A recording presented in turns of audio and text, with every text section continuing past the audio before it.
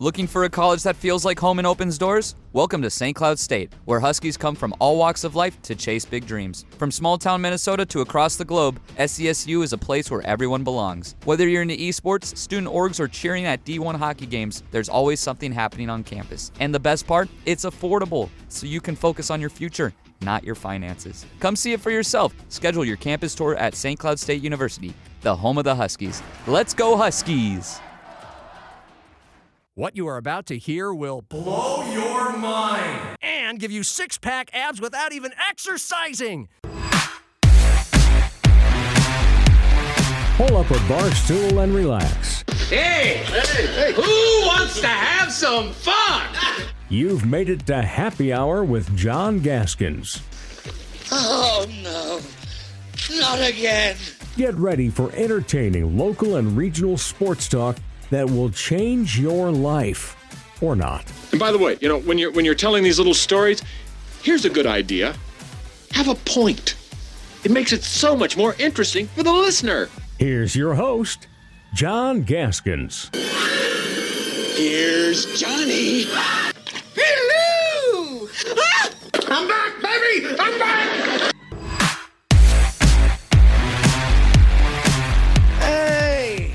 Happy Hour, a Monday. We have a viral superstar on the show. Coyote Associate Head Coach Shannon Pivovar from the softball team. She made waves simply by telling a player, "I'm so proud of you," in an NCAA tournament game, and that got over 1 million views on social media. It was a snapshot of the inspiring end-of-season charge for the ages the Coyotes put on. They're the ultimate Cinderella. They made a lot of noise in Lincoln, putting a scare into number 1 Nebraska on Friday. They beat Louisville for their first NCAA win Saturday.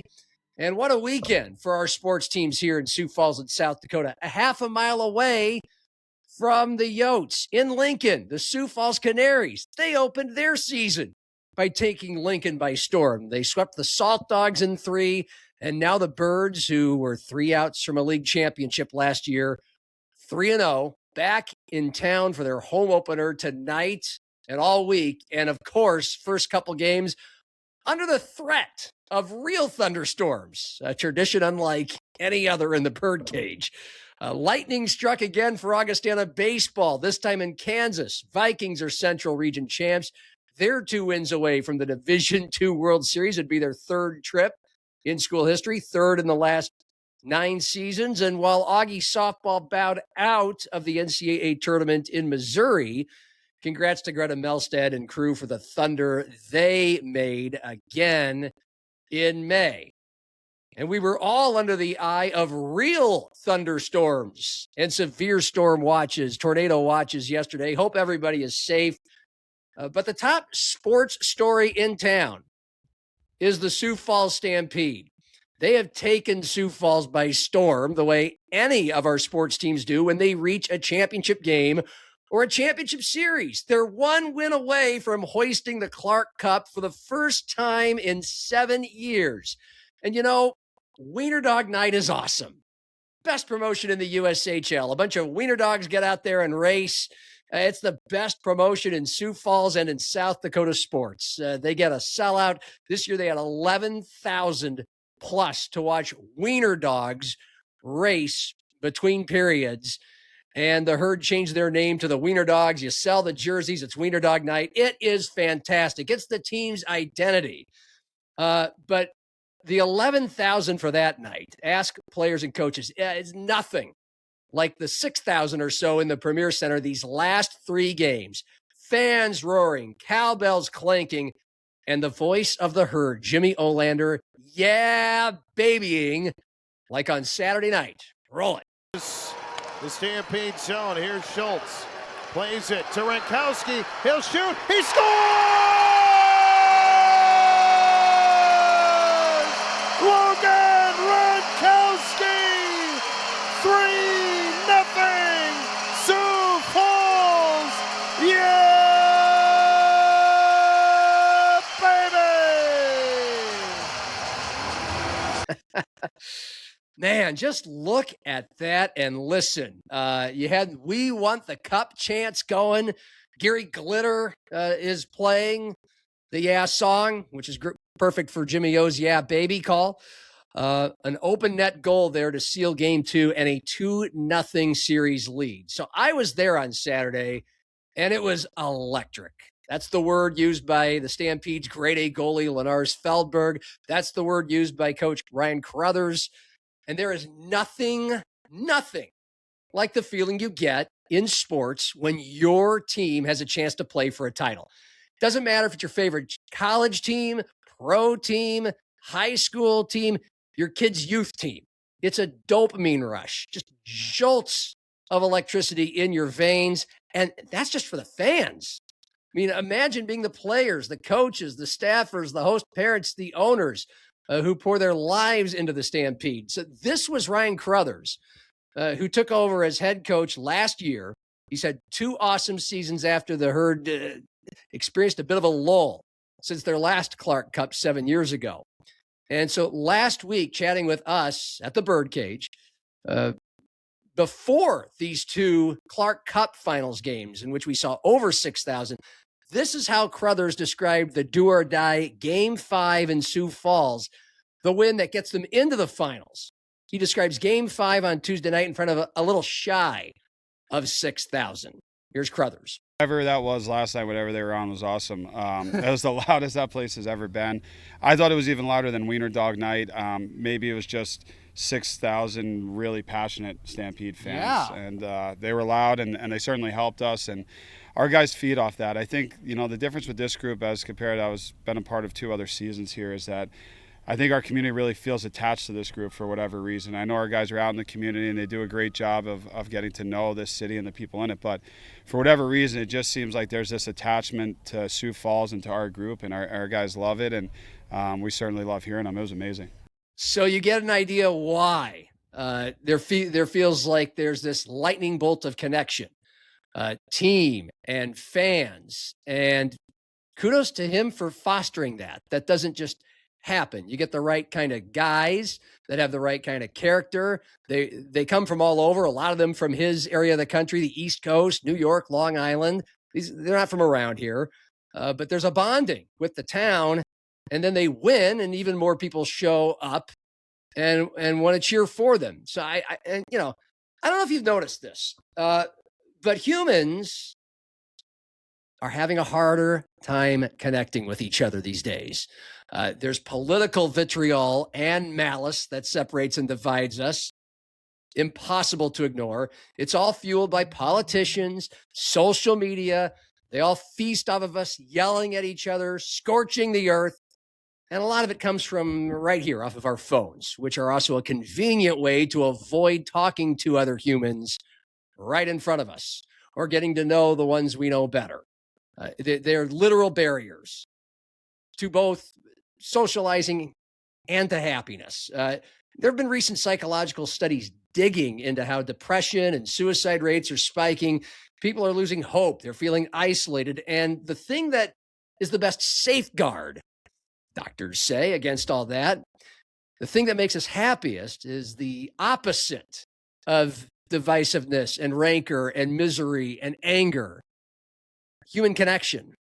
Actually meeting and talking to people and making and strengthening friendships. And while sports seems trivial whenever it feels like the world is falling apart, like it seems to right now, gas prices are sky high, you know what's going on.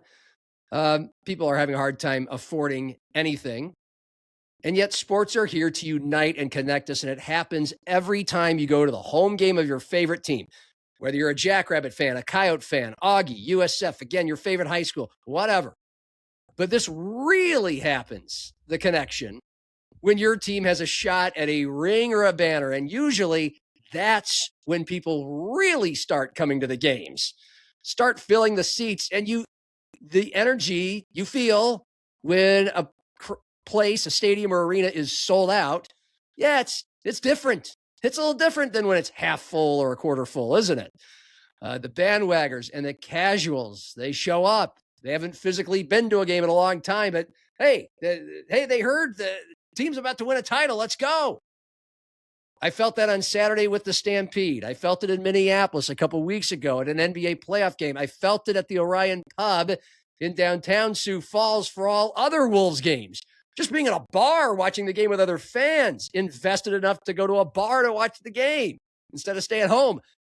You know, it's like the scene in the Cleveland bar for the Indians in the movie Major League. Everybody's there. You feel like you're in the stadium. It's a town and its team. And in Sioux Falls, this doesn't come around very often. This wouldn't just be the Herd's first title in 7 years. It'd be the first championship for any Sioux Falls team we consider minor league sports, Stampede or amateur, but they feel pro. First team in Sioux Falls in 7 years to win a title. That dates all the way back to the Storm's run just a few months after the Herd hoisted the cup in 2019. 7 years. This used to happen a lot more often in this town. The Storm won 10 titles in 12 years, 2005 to 16. They won 4 straight in the arena from 05 to 08, which to those who were there in the old dumpy Sioux Falls arena felt like the pinnacle of fandom at any level of sport. Also in that window, the late 2000s, the Skyforce won the CBA in 05. The Stampede won the Clark Cup, their first in 07. The Canaries, their only American Association title was in 2008. So between our 4 teams in Sioux Falls, 7 titles in 4 years. Well, 4 seasons, 3 actual years, 05 to 08. 7. We were spoiled. Since then, I mean, yeah, the Storm won 6 more in a row, plus another in 2019. But they're gone. We don't even have them anymore. The Stampede have won 2 titles since 08. The Skyforce and the Canaries just won each. So what is cool about this run, it means more when it's been a while. Absence makes the heart grow fonder and beat faster. And we haven't felt like this in Sioux Falls in 7 years. I mean, the Jacks up in Brookings, they've won 2 national titles in football. They've been to several NCAA tourneys in men's and women's hoops. The Yotes women, 3 straight Summit titles and a Sweet 16 run. But in Sioux Falls, 7 years. We did get a taste of the chase last fall when the Canaries reached the American Association Finals. And we could taste the title 3 outs away, 2 nights in a row at the Birdcage to win the whole thing. 3,000 people there just rocking. Those in the Canaries organization said they had not felt a crowd, heard that kind of noise, and whatever gets the goosebumps and the blood in your veins, they've never felt that. Fans who have been to every Canaries game who were there for the 08 title, this was even better. A collective species together tasting a title on the brink. And an even cooler element to the Stampede, now having that chase and tasting it on Friday and Saturday, even though the Herd and the Canaries are no longer under the same ownership as they were for a while. There's a bond there. The Stampede today sending out a tweet wishing the Canaries good luck in their home opener tonight. And the Stampede were there Saturday night in the winner-take-all Game 5 back in September, the last time the Canaries were playing a game that counts in the Birdcage. Ryan Carruthers, the head coach, was there. I, as someone who works for the Canaries and is partly in charge of getting the crowd whipped into a frenzy, saw the Stampede were enjoying themselves in a section in the upper bowl, really having a good time all night, these 16 to 19-year-olds. And when the Canaries needed a rally, tied going into the bottom of the ninth, I said, come on down, guys. Let's go to the dugout. And these teenagers were happier. They were hogs in mud trying to get the Birdcage and successfully standing and getting a fever pitch to will the Canaries to victory. And here's what Carruthers said about that.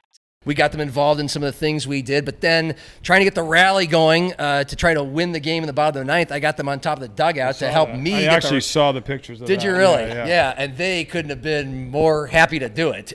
But the problem was they were like stomping on the top of the Canaries dugout. And I'm like, guys, and they wanted to stay for the inning while the baseball was going on, and like you got fans behind you, you're big guys, and you can't stomp on the duck. Like that's our passion for the community. It should have put them on the visitor dugout. Overflowing. Yeah, they should have. So now, just that was lightning in a bottle, a moment you just capture and hold on to forever. And the night before that, the Canaries were 3 outs away. Same thing. They didn't win, and it was horrendously heartbreaking. I mean, just a bruising gut punch. My stomach still hurts from that. Heart still hurts. Anybody with the Canaries, heart still hurt. But we'll never forget the feeling of the team and the town those 2 nights and what that ignited. And cliches in sports are abundant. And sometimes they feel ridiculous in the scope of the real world, but these are real world examples. The Canaries, those 2 nights, the Stampede Friday and Saturday night. It's a testament to a cliche. Don't ever stop believing in the human healing power of sports, because it is real and it is spectacular, to quote Seinfeld, and it is palpable. And speaking of cliches, maybe the oldest sports cliches there are, the Cinderella story, or never giving up. And the USD Coyotes softball team was all that over the weekend. So let's hear from someone who was there, who made an impact that was eventually felt virally around the world. It's still happy hour with John Gaskins. This round's on me.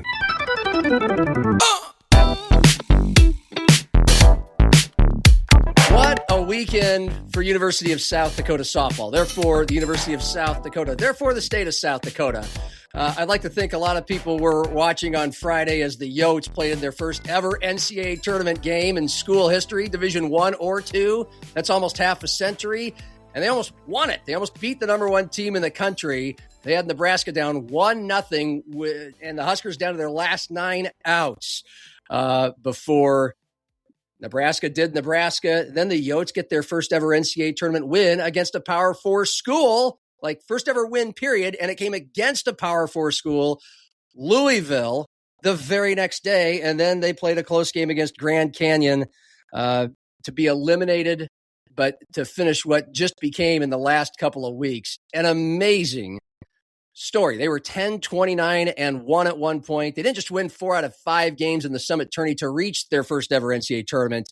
They had to win a play-in game to get into that double elimination Summit Field, and then they just went on and beat the top seed Omaha Mavericks twice. So, and then more of a softball nation got to learn the USD story and watch an incredible chapter be added to it in that final game on Saturday. Perhaps you've seen the clips. They've gone rather viral now of the Yotes tying their game against Grand Canyon in the top of the 7th inning when they're down to their last 2 outs and forcing extra innings. The tying hit came on the 5th hit all season for a pinch hitter, Katie Hoffman.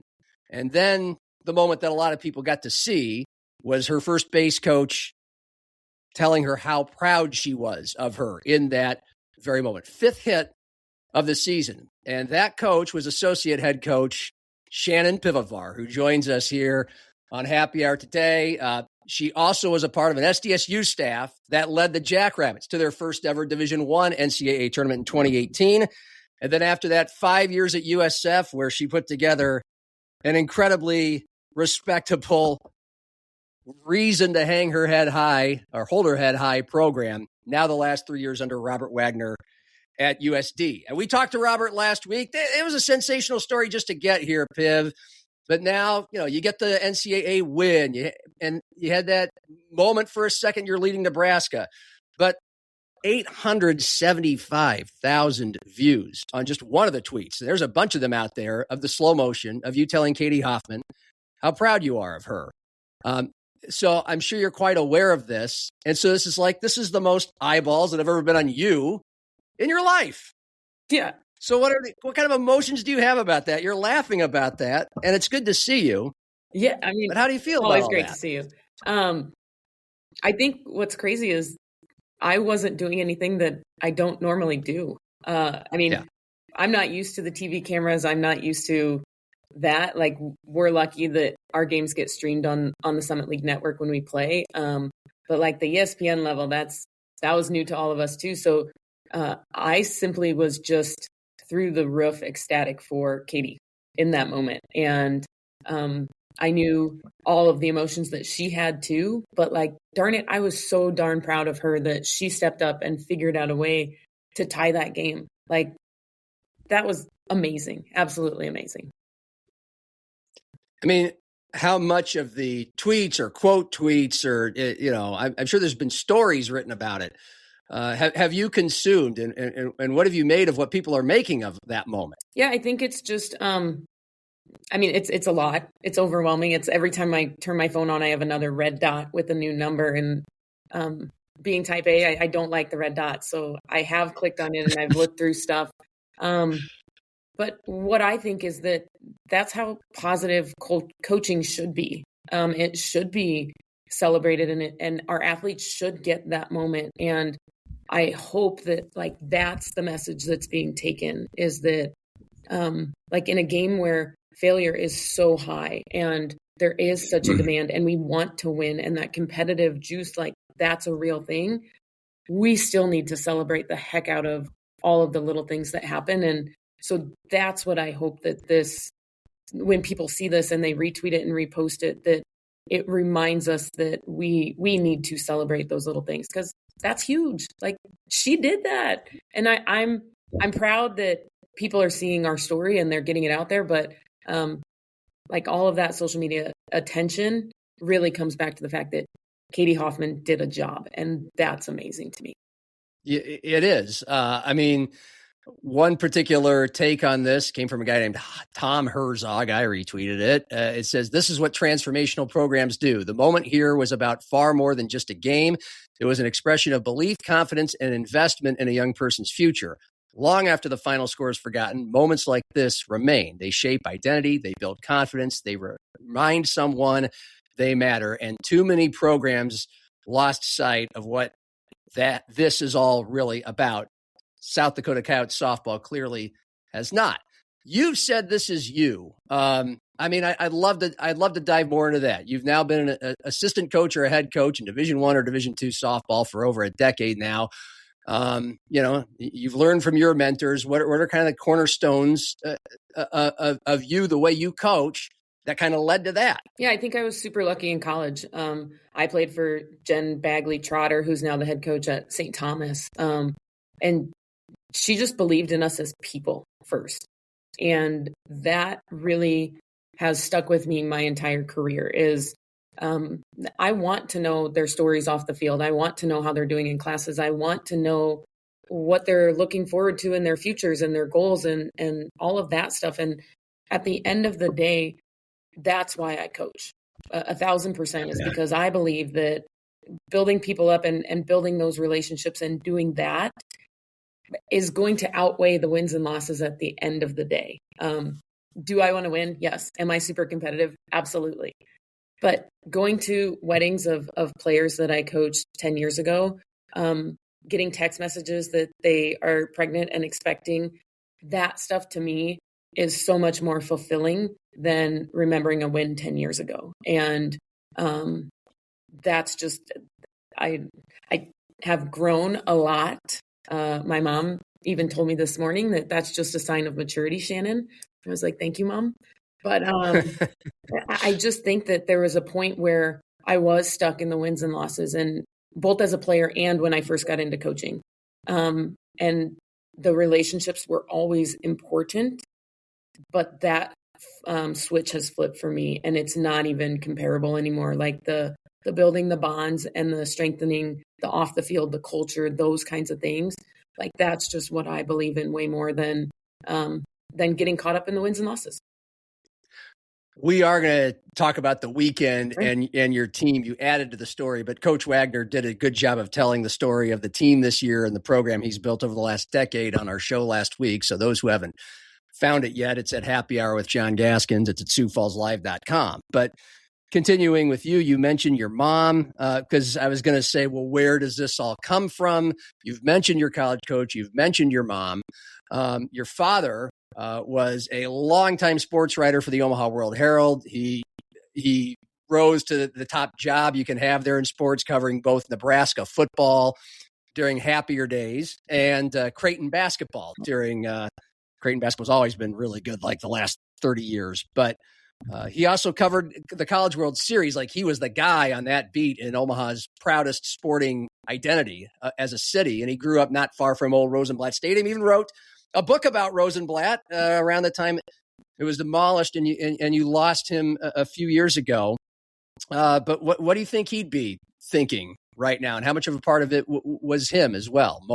Everything that led to this. Yeah, for sure. I mean, for me and my brother and my sister, like, we were just pretty much thrown into sports from the time that we knew what they were. You know, we followed my dad to practices and games and interacted with student athletes and coaches and did all of that. We heard him on the phone late at night talking to people on the East Coast, West Coast, whatever that might look like, getting their stories so he could write them and tell them. And I think as I look back on my career and on just my life in general, like, he was a massive pillar in building who I am.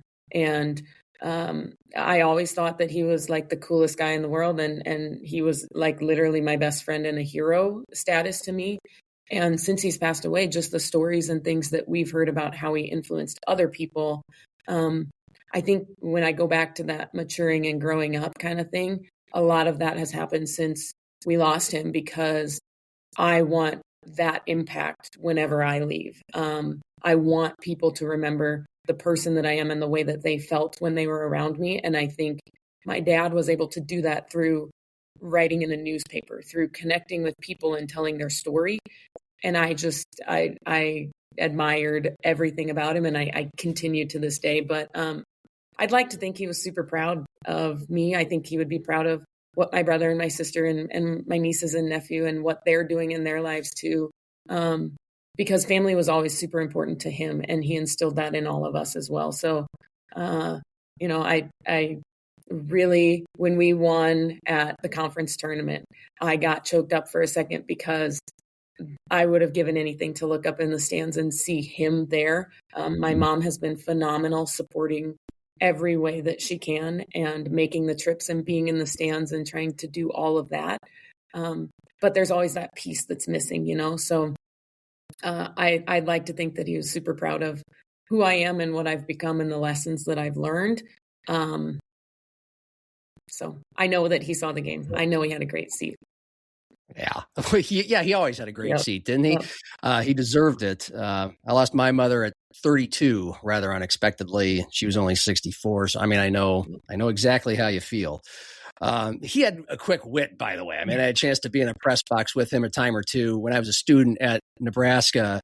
And it seems like you've inherited that. Is that part of how you feel you kind of connect with kids, with college athletes as well? Yeah. Just having a little sarcastic side to you. Yeah. And I think that's something that on the field I've learned to tame down, because sometimes they don't understand if it's a joke or if I'm being serious. But man, his like one-liners and the timing of it, I like to think that I got some of his sense of humor and that sarcastic side too. All right. I mean, people on this podcast take a Nebraska drink whenever I mention the Huskers. It's a South Dakota podcast, but I've got This Team Makes Me Drink Husker shirt, my little Husker shrine behind me. I'm going to indulge. I was going to share you the story off the air, but screw it. It's my podcast, because I think you'll enjoy this. Because my favorite Steve Piv one-liner, Pivovar, was Alamo Bowl, the year 2000, the year before Eric Crouch won the Heisman. He had some mystery surgery that and that wasn't public, and that your dad and a lot of reporters were trying to do their digging on to find out what did Crouch have surgery on.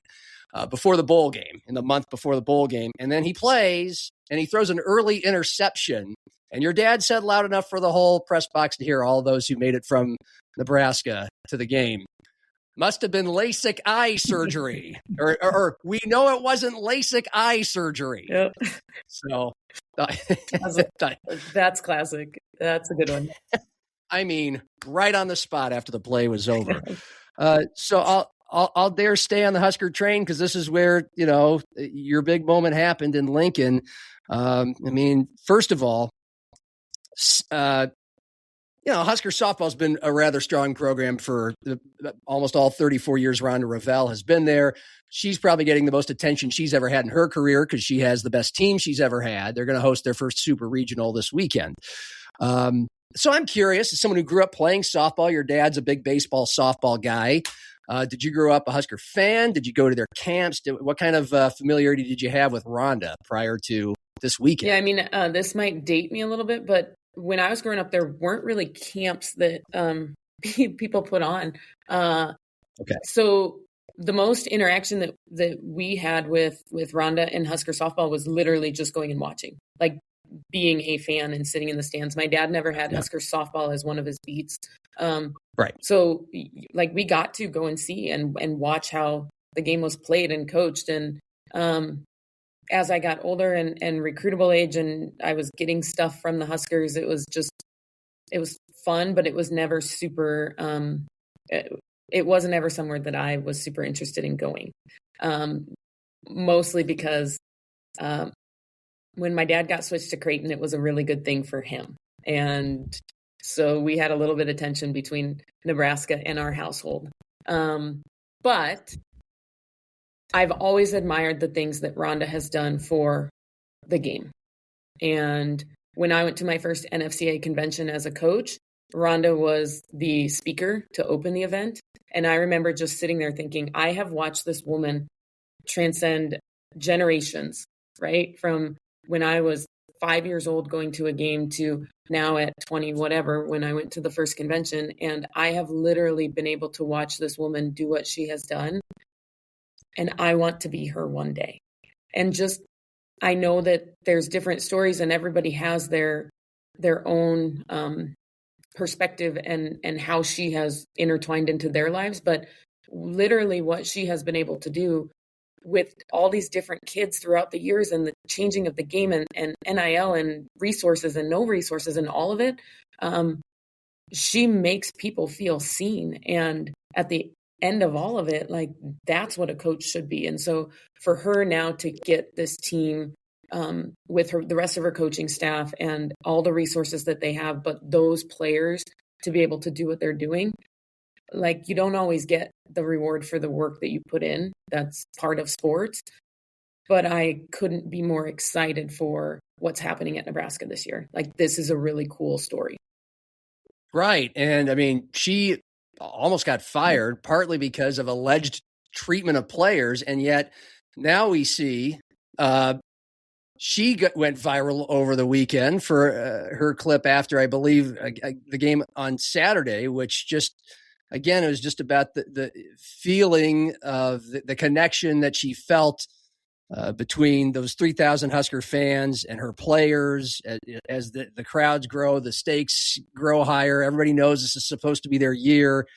And, it kind of, it's like sparkle ponies. It's just all coming together. It's a great positive feeling. And she mentioned in this age of NIL and, this team has the camaraderie, the chemistry money can't buy, and all that stuff. And so they're going to be a very interesting story to watch from here on out. But again, your guys' story got to be told as well while you were there. And it just happened to be Rhonda Revelle in Nebraska. That's your first NCAA tournament opponent at USD in Lincoln. And for starters, there's 7 players from Nebraska on the USD roster. They're all from Omaha or Lincoln or points in between. That's a 1-hour radius from Lincoln. Did you have a hand in all of them? Is that your turf? I mean, the crazy thing is that I think 5 of the 7 or 4 of the 7, I actually really tried to get really hard at Sioux Falls when I was the head coach there, and they all told me no, and they came here. And so it's the way that the world works is just insane, because it ended up that I got to coach them and be a part of their lives. But yeah, what a cool story for those kids. Like Piper Rule, I don't think stopped smiling from the moment they announced we were going to Nebraska until the day that we got there for practice. She was just like beaming, and that was a cool homecoming experience for those kids. Yeah, I mean, you just started to answer my next question. What was the reaction? I mean, first of all, did you have a sense you might draw Nebraska because you're one of the 3 teams in the field with a below 500 record? They're one of the top 4 seeds. But then what was the reaction when you did draw Nebraska? Because this, like every NCAA tournament, every sport now has its own selection show. It has a presentational, dramatic feel. What was the reaction when you saw your name with Nebraska? Yeah. And the players, the girls, particularly the in-staters, they were stoked. Yeah. They, I think we all had an idea, kind of like you just alluded to. We were one of the bottom teams, RPI in the field, all of it, and they were one of the very tops. And in the NCAA's mind, with regionality and expenses, that really made sense. So you saw Nebraska go up first, and the girls were just like, they were on the edge of their seats. Some of them stood up right away. And then you saw our paw print go up on the screen, and it just, they've had a lot of exciting moments over the last couple of weeks, but that is something that I think is a core memory for especially those Nebraska kids that, some of them got to play in their senior all-star game in that stadium. Some of them have been there for camps, or they've done that. And now they get to go back in front of all of their family and friends who have supported them and encouraged them over the years. And they get to show this team to them. And I think that's where that excitement came from. For sure. And then you got to go play them, though. And clearly you played them well. You're up 1-0 going into the bottom of the 4th inning, if not the bottom of the 5th. Mm-hmm. So I'd love to learn just, how you, the staff, Coach Wagner, honed in that excitement and what things were like around the team with the young ladies, the bus ride, the hotel, the dugout, the warm-ups before the game, how they were all handling all this. Sure. I think, doing what we did in the conference tournament, I think kind of propelled us into this mindset of like, we have this story to tell of this team, and this team is never going to be this team ever again. And we had a little bit of that underdog mentality, and the girls just ran with this. Like, we got this dog in us, this underdog that nobody can take this away from. And, as much as they fangirl over Jordy and Hannah Core and those kinds of kids that they see on social media all the time, they also respect the heck out of what they've done in their program, in their game. And some of them know them personally. So we had kind of these different levels of nerves, excitement, anxiety, all of those things happening. And so what we tried to do here in our last couple practices was just do us. We're going to work on our swing pass. We're going to work on staying above the ball. We're going to use the same language that we've used the whole year to do us. And then we got to Lincoln, and on our practice day, when we walked on the field, we just talked about, like, take a second and take this in, because you guys got yourselves to this point, and you need to be able to handle the emotions and understand, like, label the fact that your heart's probably going like this, and that's okay. It should be. And then we talked about it again on Friday morning. We had a team meeting with our mental performance guy, and he kind of said, what's the worst that can happen? Like, you've already done everything on your list of goals. You guys have accomplished so many of those things. So what is the worst that can happen? Okay, label that and set that aside. Now, what's the best that can happen? And what does this story still look like? And I really think Eric had a massive piece in this of just settling everybody down and getting us back to where our feet were. And sure, the game had its emotions, and you walk into the stadium and you see the people. And when we first got there to warm up, like the bleachers for general admission, those were pretty full, but like the bottom where reserve seating was kind of sparse. We go in to hit and we come out, and all of a sudden everything is full. And so you got to take that in before we even got on the field. And I think just the way that happened in the timeline. I think that helped us a little bit to just step by step. And then for the kids to just go out and play, like I said, that underdog mentality that like we got the first out of the game and we remembered this is softball. We're playing a really good team, but the bases are still 60 feet. The pitching rubber to the plate is still 43 feet. We're still swinging a bat. Like we talked about that stuff as mundane and surface level as that is, like that was super important for us. And so, then Autumn hits that home run and our crowd is going crazy and our girls are going crazy. And we knew that it was going to be a tall task to try and upset. But I think even when they scored and the place went nuts and was the loudest maybe softball stadium I've ever been in, our kids just kept saying, okay, it's our turn to hit again. It's our turn to hit again. Let's get the next out. Let's do these things. And I think that's really admirable about just who this group was and the kind of people that they are. And they just didn't let that get to them. First of all, sounds like you took the cue from Hoosiers. Yep. Okay. 50. Did you do the tape measure thing and everything? No. Okay. But okay. That was a movie that my dad and I used to watch a lot. So almost, Ollie, get on my shoulders. Yeah. All right. Yeah. So, yep. The free 15 feet, the free throw line room's 10 feet high. Yep. So is that your idea? I mean, to make that point? I think I was the one that said it. Whole thing, we were just really trying to keep them where their feet were and not let the moment get too big. Well, you've answered the question if this is the biggest crowd and loudest softball stadium you've ever been in or been a part of. Probably by a lot. Yeah, a lot. Is that safe to say? A lot. A lot. We played at Mizzou earlier this year. That was a really cool environment, and there were a lot of people there. Tennessee last year, that one would also kind of rival this, but this was the most, especially with our fans there too. And our fans have always traveled really well, but you had 75 to 100 people sitting right next to our dugout. And one of my friends got a picture at one point of there's people all around sitting, but our crowd was up with their hands up in the air. And those kinds of things are things that we just haven't ever had before in that capacity within that big picture thing. So yeah, that was probably the biggest that I can remember. And that first run that put you up 1-0 on Nebraska in the fourth inning. This was all just a big party in Lincoln all week long until that moment. I mean, of course they're going to beat USD. They got national championship on their mind, and sure, it went a little silent for a second. Kind of turned the mood. You realize, oh my God! I mean, it's the fourth inning. This is not the first inning.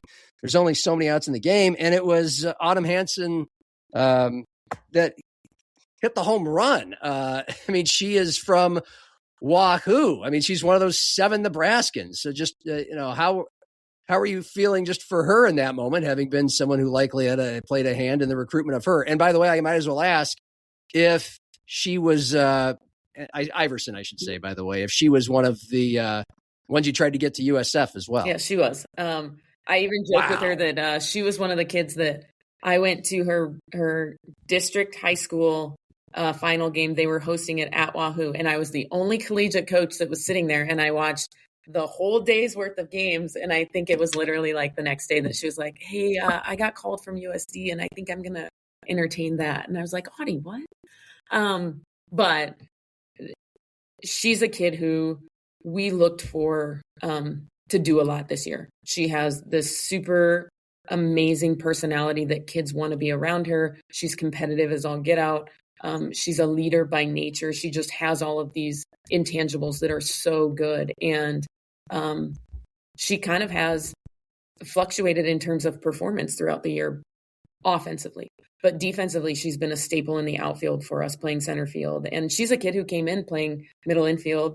She did a little bit of pitching in high school, but right away moved her to the outfield. And holy cow, the growth that she's had out there and doing the things that she's done has been phenomenal. But before the game, she came over and she's like, okay, if you were pitching to me, what are you going to throw me? And I was like, well, right away, I'm throwing you something hard inside because you don't swing at it right away. So then I get ahead as a pitcher. She's like, yeah, you're right. And so she has this dialogue where she's trying to look at the game in a little bit bigger bigger picture to stay there, but then dialed in on what she has to do right away. And we talked about Jensen throws her rise ball a lot, but it's also the pitch that gets hit the hardest. And if you go back and you look at some of the stuff that is out there on Synergy, that's the truth. If she leaves it flat at all, it's the pitch that gets hit the hardest. And Audie took advantage of that pitch and just absolutely crushed it over the fence. And she ran around the bases, I think, faster than anybody ever. She was at second base before half the team even realized that it was a home run. And just for her in that moment to be able to experience that was really cool. Yeah, it goes off the scoreboard. Beth Mowens, by the way, the lady who calls the World Series, she's at the game. She calls it. Beth, I'm not going to say Beth sounded bored, but Beth sounded like she was calling the first game of the first round for a while. That woke her up too. Yeah. Just what a moment. And yeah, they were laughing. Her and her analyst were just laughing about how quickly she ran around the bases. They ISO'd the look on her face after she realized it was out. She couldn't believe it. It was only her third home run of the year. Nope. And again, this is a kid from Wahoo, right up the road from Lincoln. Do you know if she grew up a huge Husker fan? Yeah, I mean, I know that they go to Husker events and okay. Yep, they like them. Okay. Holy smokes. Look, and then Madison Evans, been a dog for you in the circle all year. She won all 4 of the Summit League tournament wins to get you there. This is a Sioux Falls Lincoln kid. And she had her big moment when it was 1-0 bottom 4 and the Huskers had the bases loaded and you're able to keep them off the board and strike out the last hitter. So that was kind of her moment in the sun. So, and it gives us a chance to tell kind of her story. Who is she? And what made you proud of her in that moment? Yeah, I get to work with our pitchers daily, and Madison is a kid who may be one of the smartest, overly analytical, competitive pitchers that I've ever coached. And one of the things that makes her great is just she doesn't seem to care who's on the other side, other than the fact that if they're perceived to be better, she's going to rise up to that. And so she, I think, just kind of felt like, this is my moment, watch me. And watch me do this, and watch me do it again, and watch me do it again. And the bases are loaded. Okay, I know I can't put anybody else on base, so watch me do it right now.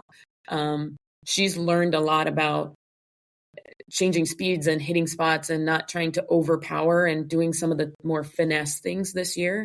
And I think that that's what she leans back on, is just the trust in who she is and what she throws, and that she can do it. And I mean, she deserves all the accolades and stuff that come her way, from high school player of the year to Summit League awards to region kind of stuff to all tournament. She really deserves them because she puts in the work. She puts in the hours. She is just, I mean, a dog. There's no other word to use other than she is a competitive kid who just loves her teammates. She loves competing. And that's just, I mean, that's who she is. Yeah. Well, you've also mentioned Jordy Fromm. I mean, this was the National Player of the Year last year. She won a World Series in Oklahoma, then transferred back to her home state for Rhonda Revelle. Good candidate to be National Player of the Year twice. Might become the only player, I think, in NCAA Division I history to hit 20 home runs and get 20 wins in the circle in back-to-back years. She's on the precipice of that. And it took her to start the hit parade.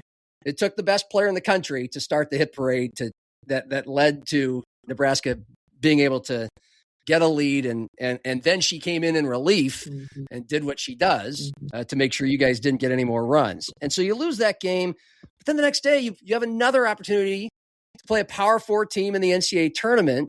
So, and you went on to beat them. And we're kind of running out of time, so we don't want to kind of like do play-by-play of everything that happened against Louisville. But what were you and Robert and the staff telling the players? What did you sense around the squad overnight after the thrill of getting a lead on Nebraska, maybe the slight disappointment of not getting the win, into the next day, where clearly you guys had it again? Yeah, I think our kids just really felt like their story wasn't done.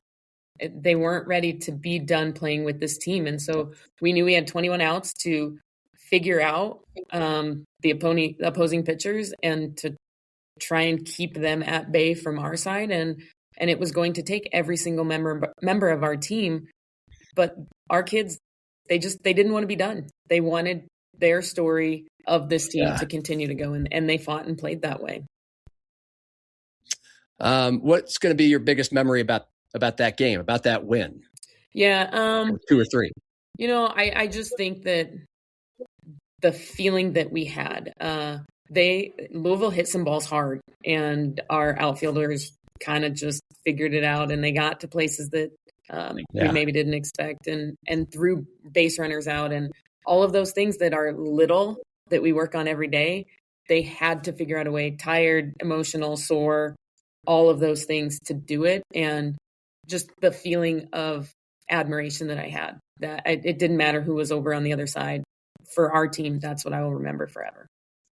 What was that celebration like? What kind of things do you remember players saying, or you, coaches, players, anything that's going to stick out from the celebration? Or I know you had to kind of get right back to it and play Grand Canyon right after that. We had to, but the video, honestly, of Ella catching the ball, and then the camera goes to Madison's face, and she has her hands up in the air, and she just has this smile of accomplishment, relief, happiness, joy, like all of those emotions at the same time. I think if a camera could have been on every single one of our kids, they all would have had that exact same look.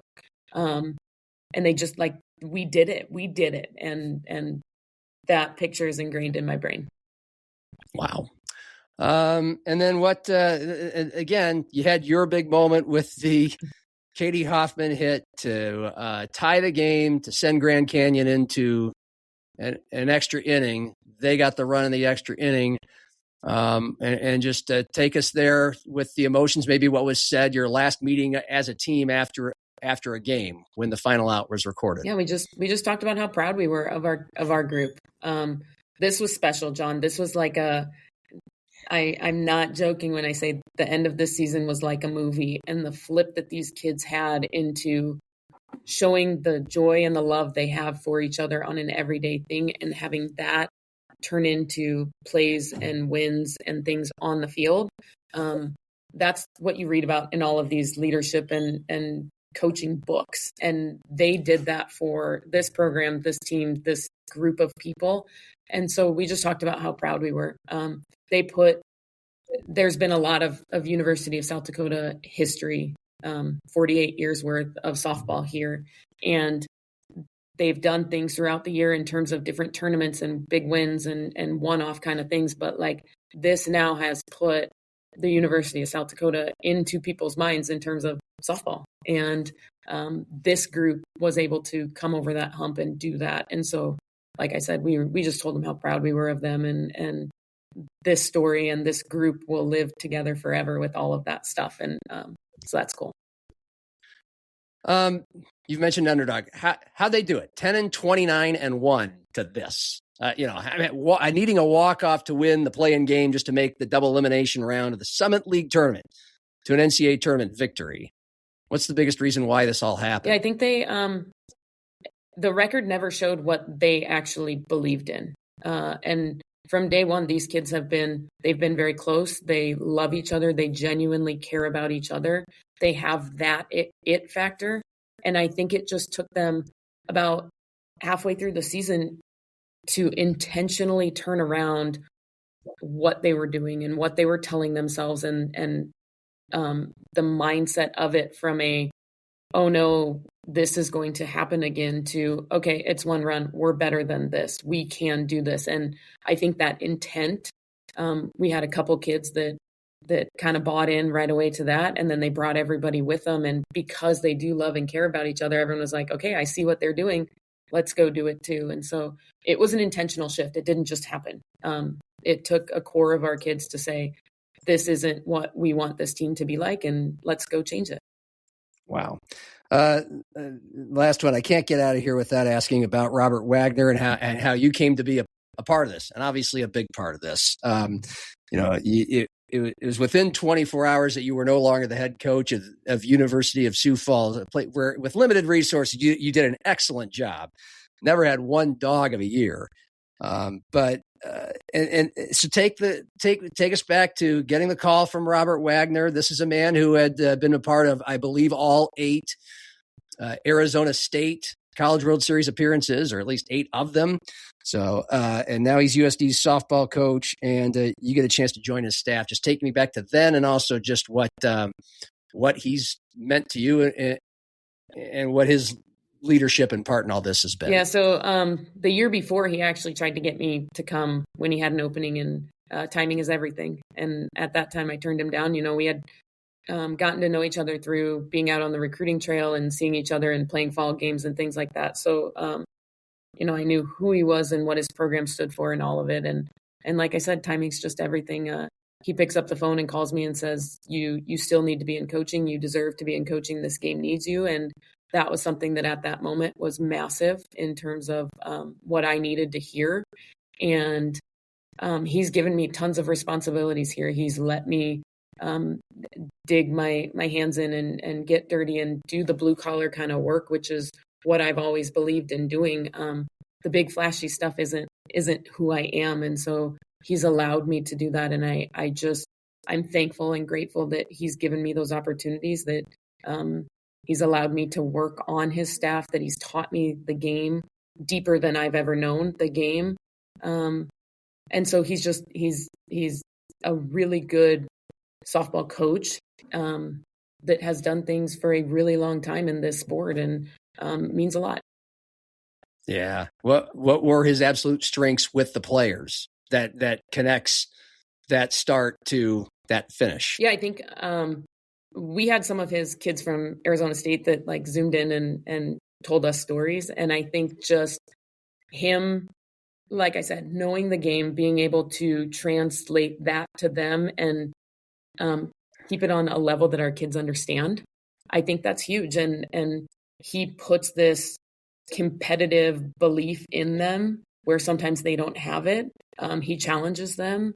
And he knows the game of softball. And I think they soak in that information when they're around him, that like, this guy knows what he's talking about. And I want to just take a small piece of that with me into what I'm doing next. He's lined up a mental performance guy for us. He's done the kids who have won it all, come back and let's do a Zoom with them so that our kids can try and relate to that. Like these connections that he has just really changed kind of the face of what USD softball is, I think. Well, we push it forward. Now what for USD softball? I mean, how many of these players are coming back? How do you plan to build off of it?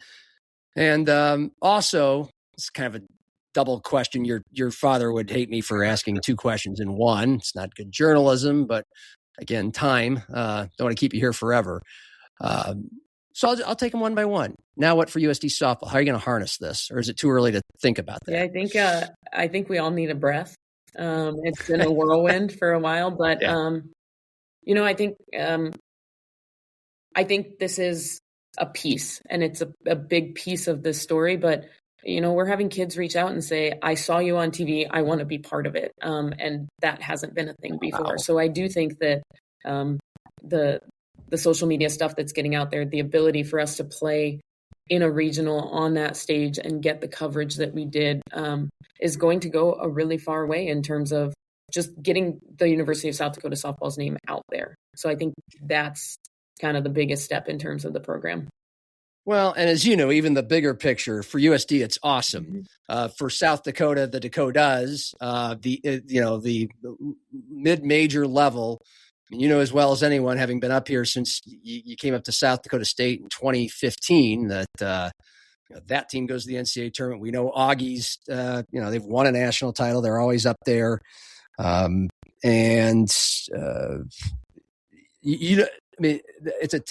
What can you say about the level of softball, high school and college in this part of the country, just above Nebraska? Well, it's growing, and it deserves just to start getting attention. I mean, when I first went up to Brookings, we would go to the field at night and there would be young kids playing slow pitch softball.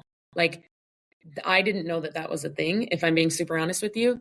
that kids still played slow pitch. So the game of fast pitch is just a little bit behind here. And you're now starting to see some of these kids who have now for 10 years played fast pitch softball instead of just playing it for 1 or 2 as it kind of transitioned in. Getting it sanctioned in the state was a massive jump for the high school level. And so you're going to start to see South Dakota, North Dakota, Nebraska, Iowa, like there's really, really good softball being played here. And there are really good softball players up here. And the more that we can pour into facilities and resources that we can put towards continuing to develop once they get here.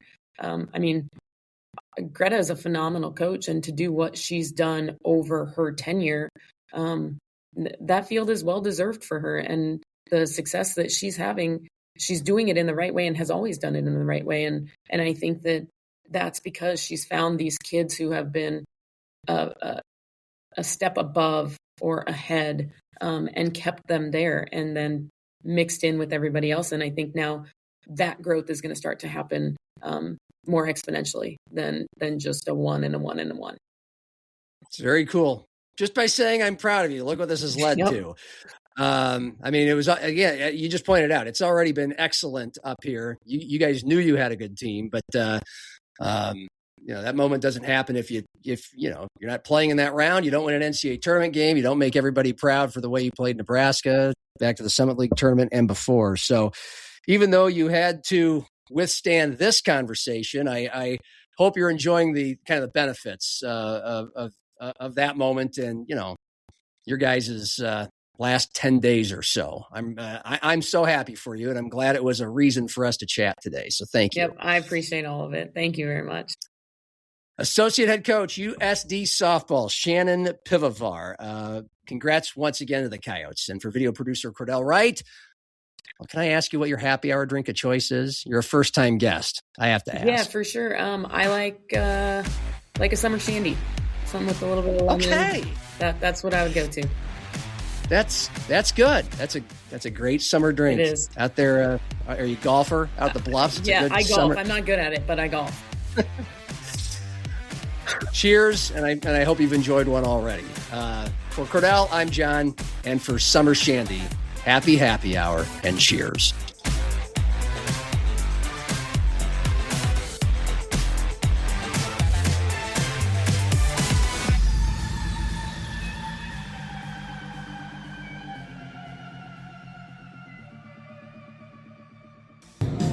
You need anything else, John? No, I think I'm good, Greg. I think I'm going to tap out. All right. Have a good night.